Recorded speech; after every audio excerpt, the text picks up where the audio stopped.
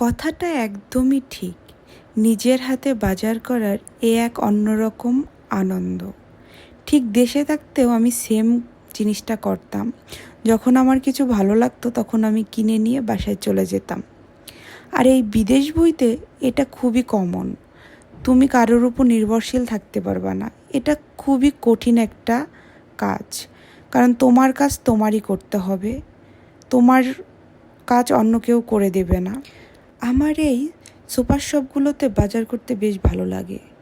ভালো লাগলে কি হবে, বাঙালি কোনো খাবার ওইভাবে পাওয়া যায় না, সবই জাপানিজ খাবার পাওয়া যায়। আর আমরা যেটা যেটা খেতে পারি সেইগুলোই আমি এখান থেকে আনি।